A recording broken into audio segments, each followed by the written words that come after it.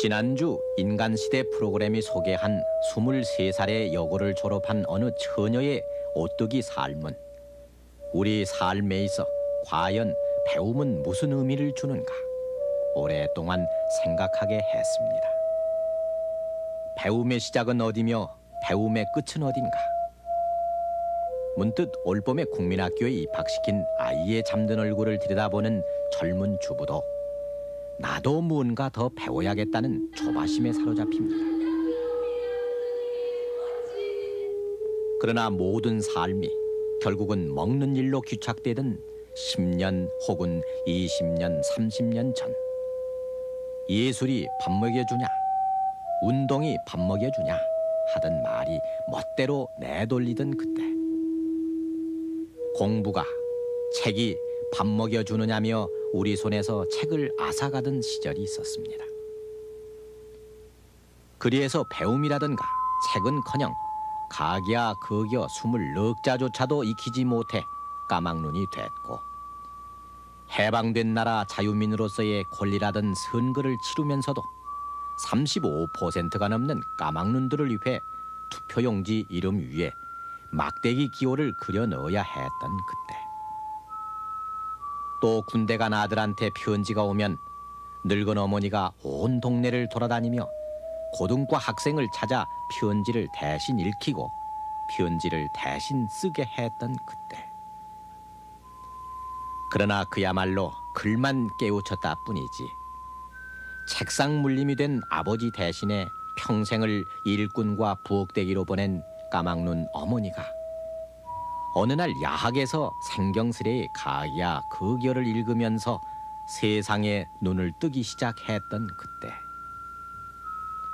그리고 또 그 어머니가 어느 날 예배당에서 낡은 성경책을 들여다보면서 받침이 없고 경모음이 한자뿐인 가라사대를 쉼없이 읽던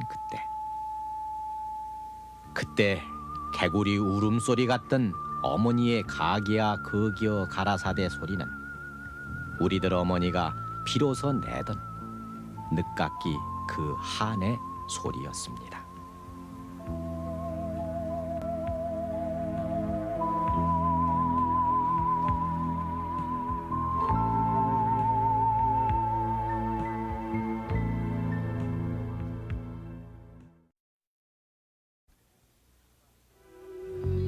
해방이 되고 우리 정부가 수립되기 직전 어느 신문이 내건 제목은 기억 니은 배워서 좋은 나라 세우자였습니다.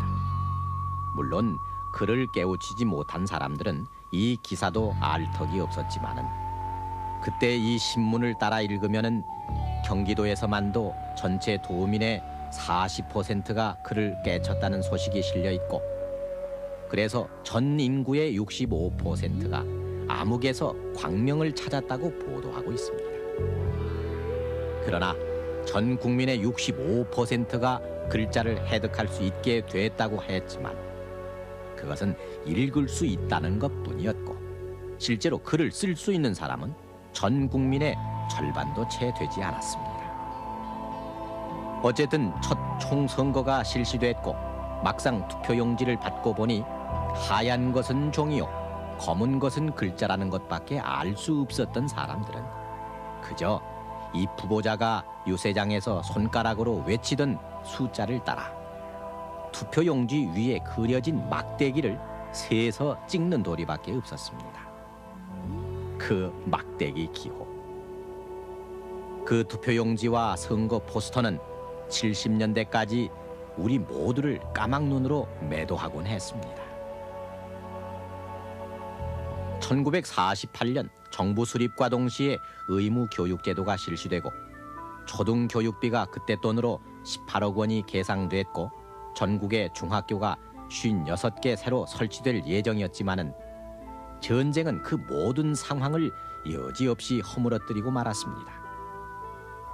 그나마 전쟁통에 몇 자 깨우쳤던 한글도 다시 까맣게 보였고 전황을 알리는 비라 내용조차도 읽기보다는 들어서 알던 사람이 많던 그때 우리들 국사연표에는 그 당시 문맹률은 아예 기록조차 돼 있지 않습니다. 전쟁은 학교도 교과서도 잿더미 속에 태워버렸고 맨 땅에서 계속된 수업 시간은 칠판조차 바람에 자주 날아가 그저 선생님의 선창에 따라 읽는 것이 고작이었을 뿐이었습니다. 그래서 책보조차 없이 덜렁 학교에 갔다가 돌아오곤 하면은 3, 4학년이 돼도 국어책 하나 제대로 읽을 수 없었고 더욱이 제대로 된 글쓰기 교육이란 생각조차 못한 그때. 그러다 보니 한 동네에 글을 제대로 하는 사람은 10손가락에 꼽을 정도였습니다. 그래서 군에 간 아들 둔 늙은 어머니는 아들 편지를 그저 반갑게 받았지만 무슨 내용인지 알 수가 없어 혹 사고라도 난 게 아닌가 하는 생각에 온 동네를 다니며 고등과 학생을 찾곤 했습니다. 무사히 잘 있다고 읽어주는 그 고등과 학생의 말에 안심은 하지만 그래서 그 고등과 학생은 안 좋은 내용은 그저 속으로 삼키고 말지만 편지 끝머리에 면회 한번 와달라는 글에 어머니는 아득해집니다. 이웃집에서 겨우 찹쌀 얼마를 빌어와 군에 간 아들이 쉬 배꺼지지 말라고 찹쌀떡을 밤새워 만든 어머니는 그 먼 남도에서 새벽길을 나서지만 몇 번은 갈아타야 하는 버스 차부마다에서 버스 행선지를 읽지 못해 그 억센 차장들에게 죄 지은 듯 묻고 물어서 드디어는 그 강원도 산골에서 아들을 만납니다. 그렇게 면회를 다녀왔건만 이내 엄마의 마음을 전하고 싶은 생각은 간절해졌고 그러나 까막눈 타령만 할 수 없어 다시 옆집 학생을 불러 편지를 대필시킵니다.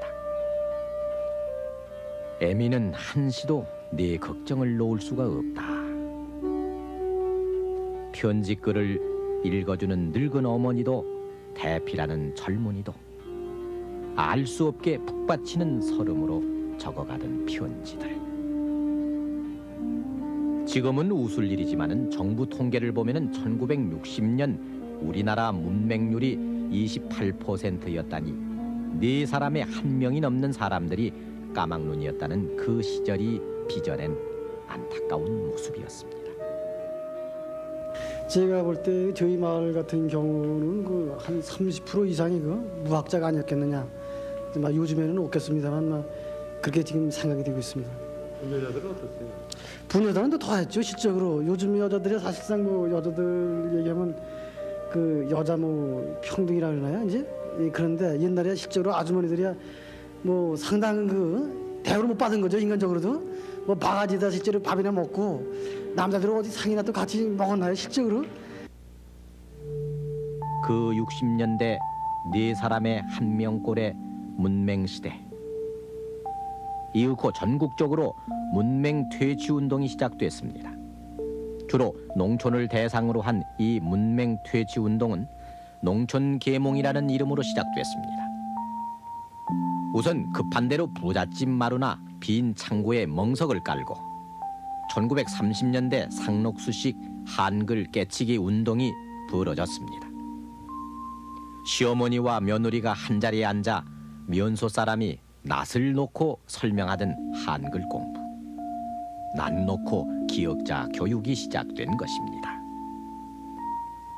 글 공부하는데 별로 그 흥미가 없는 것 같아요. 그래서 저희들이 이제 어떤 방법을 도원하는 거 아니 지금 낯 있지 않습니까? 낯을 이렇게 보면은 그 이렇게 그 하나 이렇게 들고 나면 그 기억자입니다. 그래서 이제 그 기억자이기 때문에 낯을 2개를 저희들이 이제 갖고 나가갖고 2개를 이렇게 합하면은 미음자가 됩니다. 그래서 낯 2개, 3개면은 거기 이제 가 또는 이제 이 나 이제 미음 이런 식으로 저희들이 이제 그 시작을 했거든요.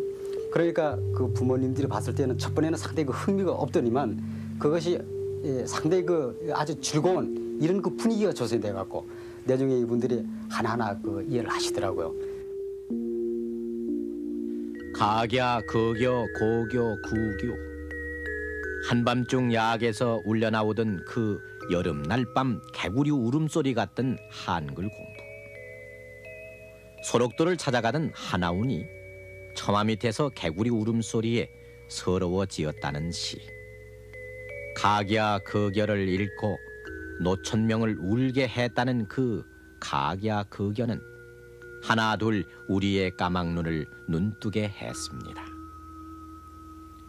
그때 유행처럼 번지던 농촌 계몽운동에 한몫 거둔 것은 대학생들이었습니다.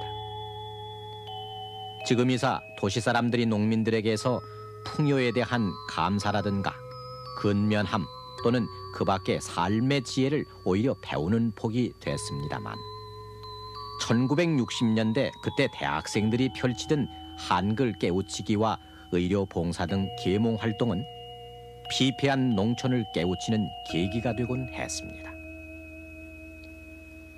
그리해서 1966년에는 4사람의 1명꼴이던 문맹률이 14%로 떨어졌고 1970년에 이르러서는 12%로 더 낮추어졌습니다. 그래서 어렵사리 한글을 깨친 늙은 어머니로 하여금 시집간 딸 아이에게도 편지를 쓰게 만들어서 애미야 보아라로 시작되던 밤새 쓴 편지는 받침이 빠지기 일쑤고 한자씩 빠진 문장 투성이었지만은 도시로 시집간 딸의 눈물을 자아내게 했고 시골 우체부들의 우편 행랑을 점차 무겁게 만들었습니다. 이렇게 글을 알게 되면서 의식도 점차 깨치기 시작해 파리 모기를 읽으면서 파리 모기를 잡아야 된다 생각했고 그래서 부엌대기 어머니의 어지럽던 부엌 살림도 정갈해졌으며 의복이나 머리 매무새도 점차 간편해지고 또 다양해지기 시작했습니다. 우리들의 한글 깨우침에 큰 공헌을 한 것은 성경과 사회치 운동이었습니다. 1883년에 첫 한글 성경이 생겨났었지만 하나라에 계신 아버지시여 이름을 거룩하게 하시옵고 하는 투에 아래 아자와 셔, 쇼 등 옛말이 많은 성경이어서 1956년에야 비로소 한글 맞춤법에 따르는 성경이 선보이고서 급속히 성경이 보급됐습니다. 주로 이북 피난민들이 이남에 정착하면서 전교가 시작됐고 교회의 성경학교 가운데서 한글 공부가 진행됐는데 할머니들은 여호와 가라사대, 예수 가라사대 등 구전으로만 듣던 성경 얘기를 창세기부터 요한계시록 한 지를 떼면서 한글을 쉽게 깨우치곤 했습니다. 1950년대 말부터 야학에 더욱 박차를 가한 것이 사회이치 운동이었습니다. 농업기술과 공민교육을 목적으로 미국에서 시작된 이 사회이치 운동은 그때까지만 해도 완고하고 유교적인 분위기에 있던 농촌에 새 바람을 몰아왔고 마을 따라 네잎 크로바로 표시된 사회치 운동은 특히 야학과 재건학교 운영을 통해 60년대까지 농업기술뿐 아니라 글공부방으로 유용하게 쓰여졌습니다. 여기저기서 한글을 깨우친 사람들이 늘어났지만은 그러나 여전히 교육 환경은 초등과정에서 더 벗어날 수 없었고 그래서 생겨나기 시작한 것이 공민학교였습니다. 한글을 야학에서 깨우친 많은 사람들에게 더 배우고 싶다는 욕망이 일기 시작했으며 그 욕망은 정규 중학으로 이어질 형편이 아니어서 검정고시를 통해 중학 졸업 자격증을 딸 수 있는 공민학교로 젊은이들이 모이기 시작했습니다.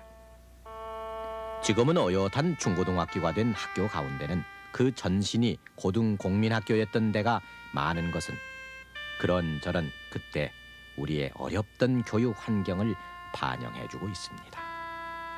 그러나 그 공민학교조차 가기 어렵던 젊은이들은 독학생들을 위해 발행되던 통신 강의록으로 공부를 했습니다.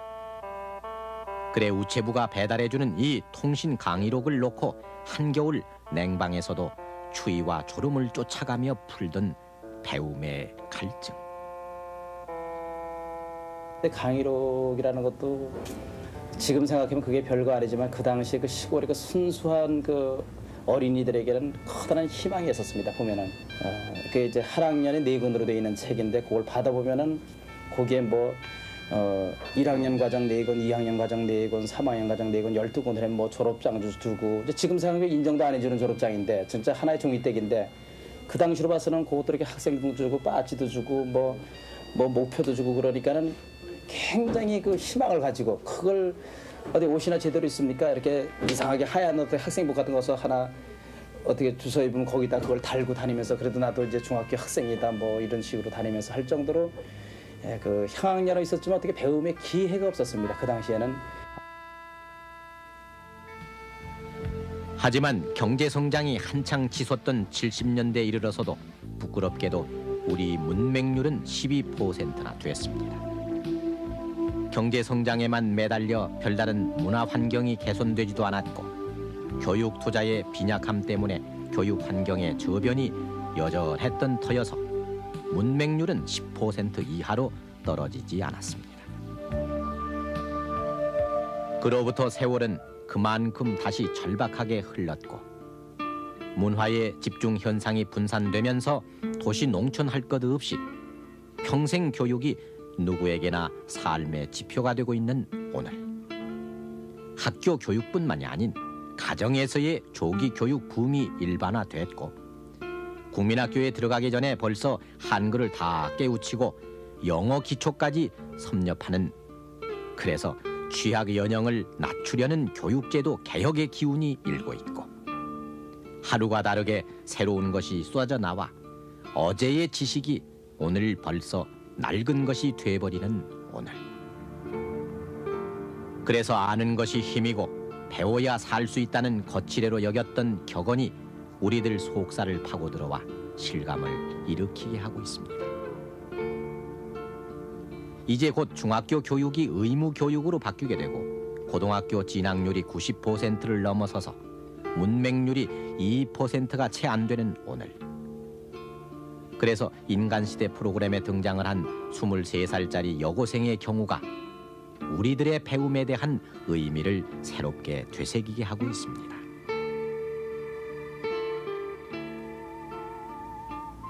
그러나 그 세월이 묻어버린 우리의 부끄럽던 문맹시대. 막대기 기호에 홀려 투표를 하면서 가기야 극여 구슬픈 개구리 소리를 내던 그때. 영월합시고 사나가 비치 할로 기부미만 읊조리던 우리들의 헐벗은 소년기. 그리고 재건학교, 공민학교, 통신 강의록의 청운의 꿈을 펼치려던 그 안쓰럽던 시절.